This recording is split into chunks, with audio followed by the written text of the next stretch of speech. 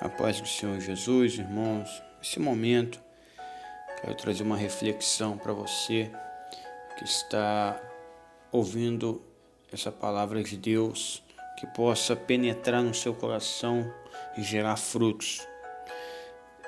Nesse momento, quero falar um pouco do livro de final de Gênesis e começo do livro de Êxodo, que vai falar de dois personagens muito importantes na palavra do Senhor, a qual vai ser o final de Gênesis, que vai falar sobre José, de um faraó que não conheceu a José, e início de Êxodo, onde vai falar de um profeta que foi levantado por Deus para poder livrar o povo de Israel. Ou seja, a promessa que Deus tinha feito a Abraão tinha que se cumprir. E o Senhor ali, ele vem levantando profetas na terra para poder fazer cumprir a sua palavra. Não é diferente do dia de hoje. Então, a palavra do Senhor encontra-se em Êxodo capítulo 1, versículo 13 ao 16. Vai dizer assim a palavra do Senhor: E os egípcios faziam servir os filhos de Israel com dureza, assim que eles fizeram amargar a vida com dura servidão, em barro, em tijolos, e com todo o trabalho no campo, com todo o seu serviço em que se obrigavam com dureza. E o rei do Egito falou às parteiras das hebreias, das quais o nome de uma era Sifrá e da outra Puá, e disse: Quando ajudares a dar à luz as hebreias, e vir sobre assentos, se for filho, matai, mas se for filha, então que viva. Irmãos, e eu aprendo com essa palavra que quando Deus ele quer agir, nada pode impedir o querer do Senhor, a vontade dele. Então há alguns princípios, alguns tópicos aqui que me chamam a atenção. O primeiro deles, nós vamos ver aqui o princípio do cativeiro hebreu. O principal personagem dos últimos capítulos de Gênesis, como eu falei, José, e através dele Jacó e toda a sua família habitaram na magnífica terra de Gossém. A Bíblia vai dizer. Porém, com a mudança de governo, então foi estabelecida uma nova lei, que o povo antes que vivia na paz, agora eles iam enfrentar um drama muito triste da sua vida. Até então, quando José vivia ali, porque a Bíblia vai dizer que ele foi levantado como governador daquela terra, porque Deus colocou ele ali, e a Bíblia vai dizer que José ali, ele levou a família dele para o Egito, e aquele povo cresceu em número muito grande. E outra coisa que me chama a atenção é que José tinha provavelmente 39 anos quando sua família foi morar no Egito. E a Bíblia vai dizer que ele viveu 71 anos e depois disso morreu.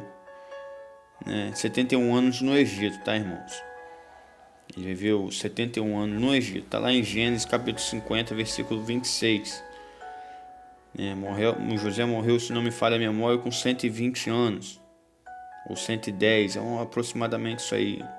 Então está lá em Gênesis capítulo 50, versículo 26.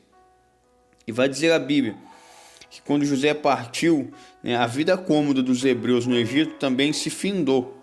E uma vez que José não podia mais interceder pelo seu povo, a população passou a olhar Israel de modo intolerante e desconfiado. Então, quando José faleceu, então a população de Israel ali, o povo do Egito, o povo começou a olhar Israel com outros olhos, porque já não tinha mais ali José ali para poder defender o povo. E os egípcios eram muito avançados em cultura e sofisticação, e viam os pastores como parte das pessoas menosprezadas, das pessoas ralé, vamos dizer assim, as pessoas ralé da sociedade. E isso para eles manchava a imagem, né, da classe nobre do Egito. E nesse tempo a população de Israel já havia aumentado consideravelmente. Era um povo grande, tornando-se poderosa no Egito. E outro fato importante também é que tanto José quanto as suas realizações foram totalmente ignoradas, né? E o novo faraó passou a desprezar aquela população. Então que aquela população crescia muito e o faraó desprezou, né, aquele povo. E nós temos que entender que a sociedade egípcia é regida pelo sistema de castas, né? Vamos entender o que é isso. Naquela época, a sociedade era constituída assim. Primeiro era Faraó e sua família, né? A seguir os sacerdotes, depois a nobreza, os escribas, que constituíam uma única casta, e em seguida os coletores de impostos e militares, né? E por último, né, como se fosse uma base ali da pirâmide, né, por último embaixo ali ficavam os camponeses e escravos vindo de outros povos, né? É como se fosse realmente a pirâmide ali no topo, né, o rei, faraó e sua família, né, e assim sucessivamente até chegar no topo lá embaixo, que eram os camponeses e os escravos, né, vindo de outros povos. E o interessante, temos que entender que com o novo faraó nasce uma nova política e um novo estilo de vida, né? Passa a vigorar para os hebreus no Egito uma nova lei determinada para o povo que vivia de forma esplêndida, né? E a partir dali a vida deles jamais seria como antes.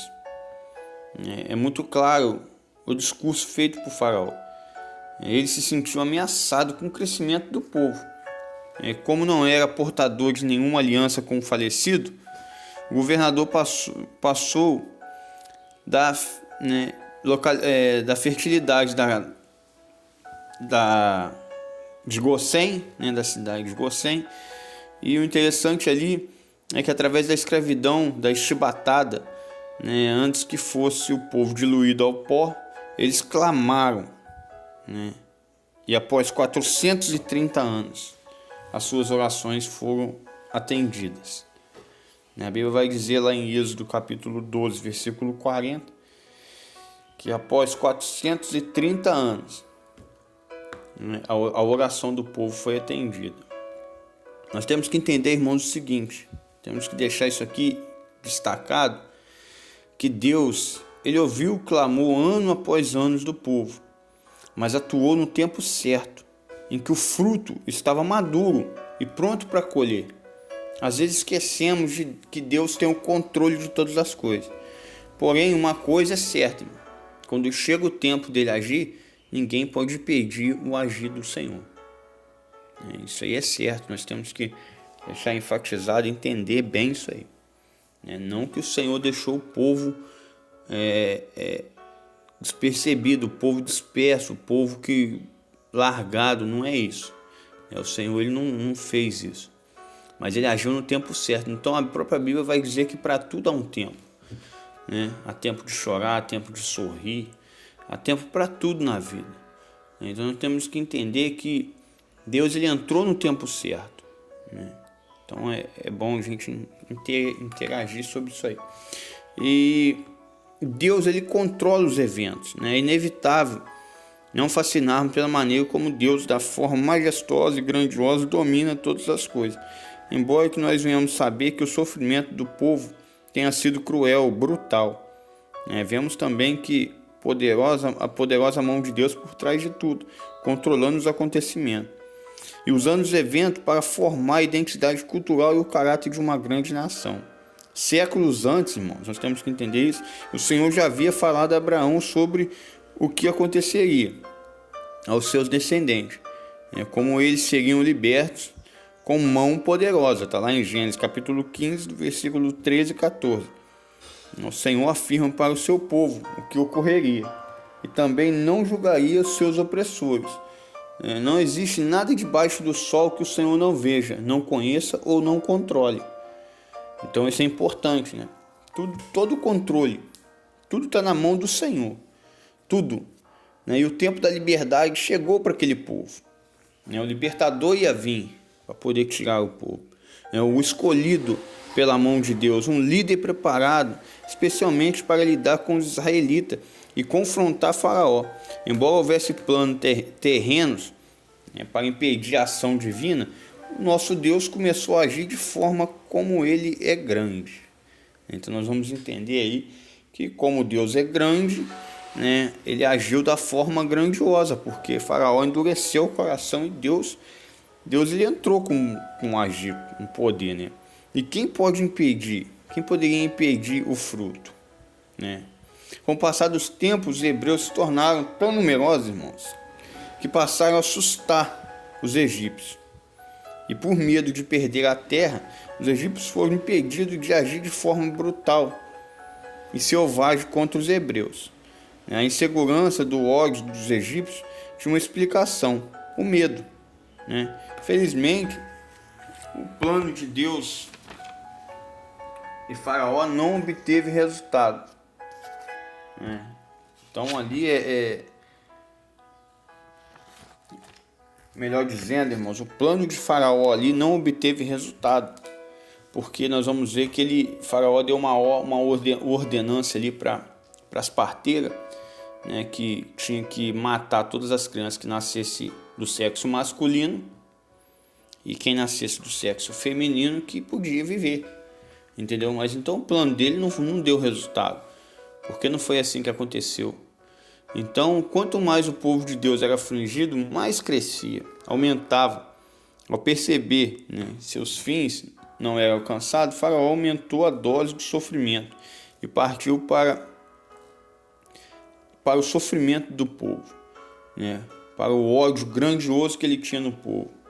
Então, nós temos que entender que a inspiração maligna que daria fim ao nascimento do libertador, no entanto, o que está determinado no céu jamais poderá ser abalado aqui na terra.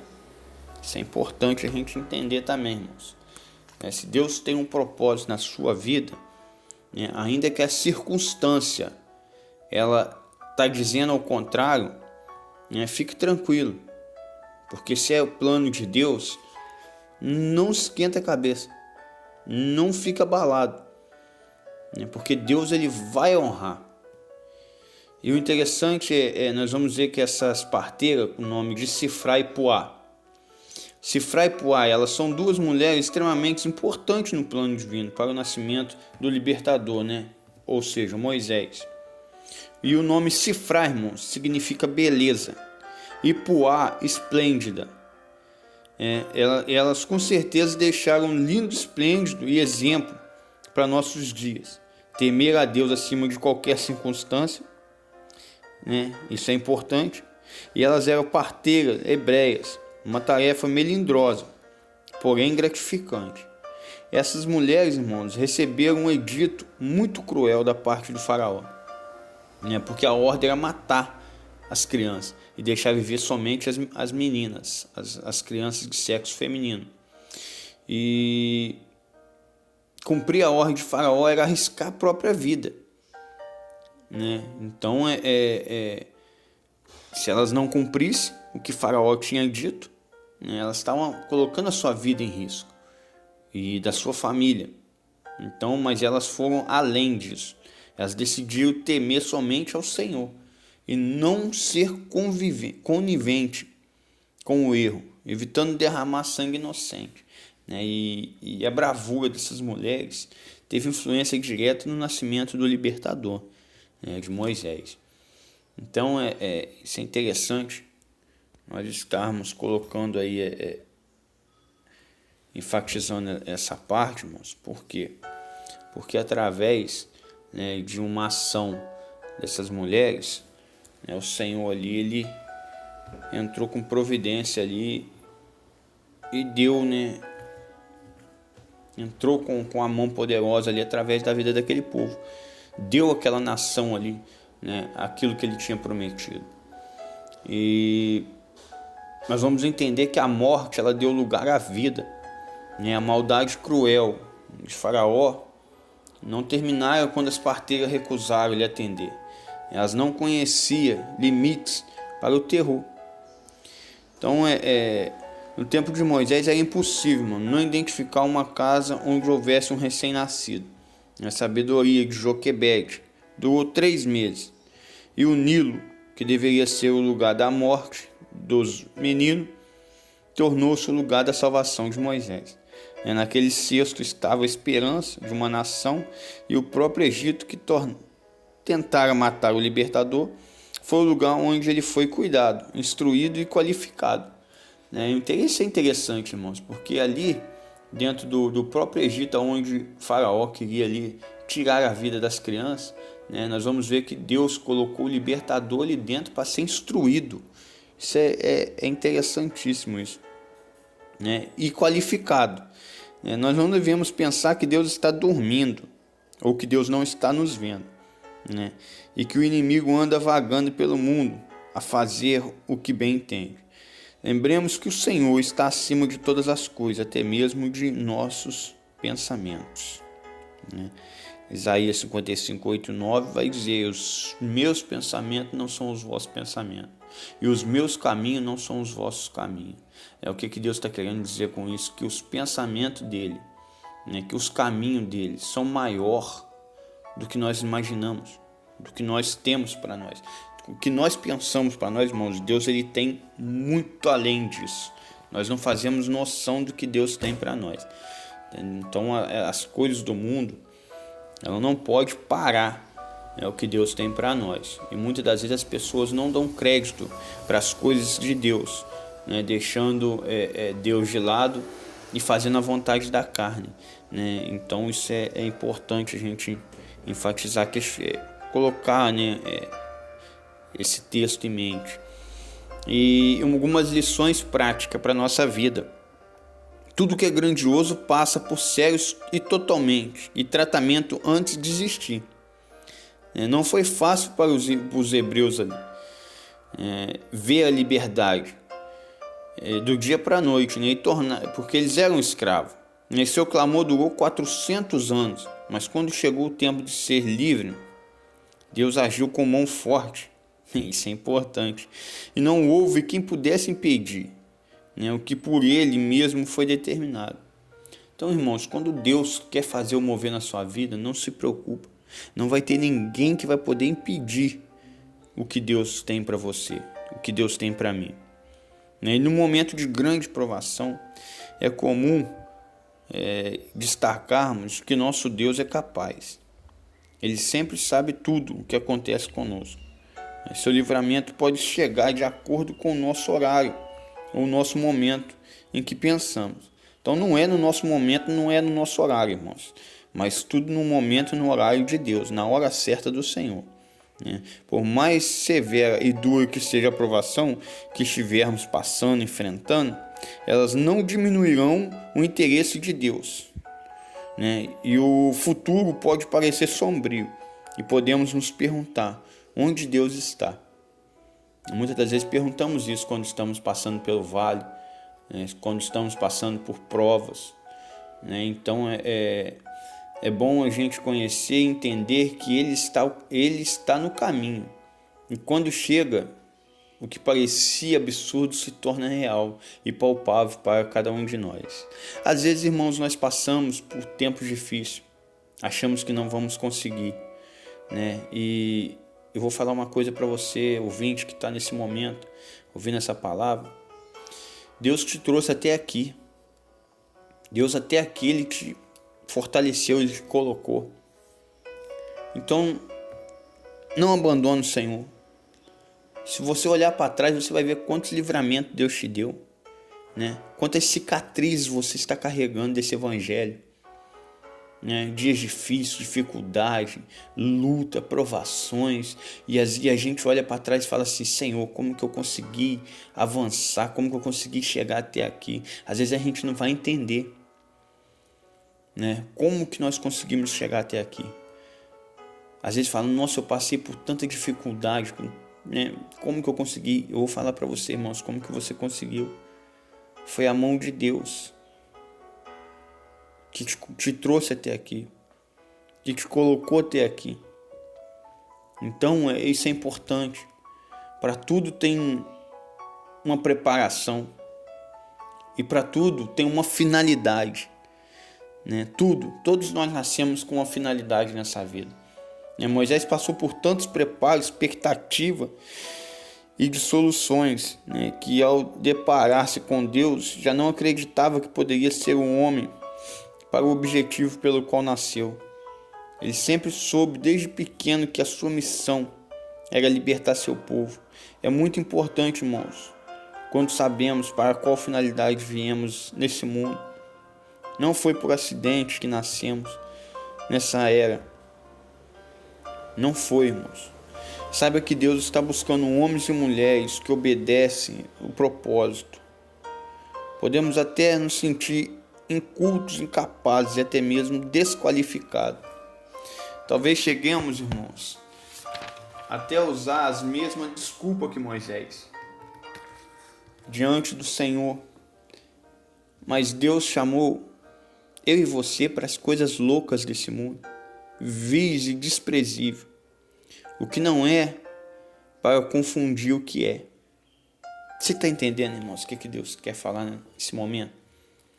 Se nós formos olhar para a vida de Gideão, irmãos, nós vamos ver, está lá em Juízes capítulo 6, nós vamos ver que o Senhor chega até Gideão e fala que ele é um homem valoroso, que Deus é com ele. Mas nós vamos entender que Gideão ali, ele questiona, né, a Deus. Se Deus é conosco, por que tudo isso nos sobreveio? E o Senhor pega e fala com ele, vai nessa tua força, varão valoroso. Porque Gideão ali, irmãos, ele estava olhando pela circunstância em que ele estava vivendo. A circunstância não deixava ele ver o propósito de Deus, o agir de Deus. Ou seja, a circunstância que ele estava vivendo, ele não conseguia enxergar aquilo que a promessa de Deus, aquilo que Deus tinha para ele. Entendeu? Mas enquanto a gente estiver assim, irmãos, nada acontece. Deus, ele confunde, aquele que não é por aquele que é. Aquele que acha que não pode, Deus levanta e mostra que pode. Você aí que nesse momento acha que não consegue, que não tem jeito, irmãos, se Deus agir, ninguém pode impedir. Moisés ali, e Gideão também está relacionado ali um certo ponto com Moisés, porque Moisés quis questionar Deus, que não tinha condições para isso, irmãos. Irmãos, Deus capacita quem ele chama. Gideão pegou e falou assim, mas logo minha casa é a mais pobre de Manassés e eu sou o menor da minha casa. Deus, ele não quer saber, irmão, se você é pequeno, se você é grande. Deus, ele não quer saber se você tem dinheiro, se você não tem, se você é rico, pobre, se você tem classe social. Deus não quer saber disso, irmãos.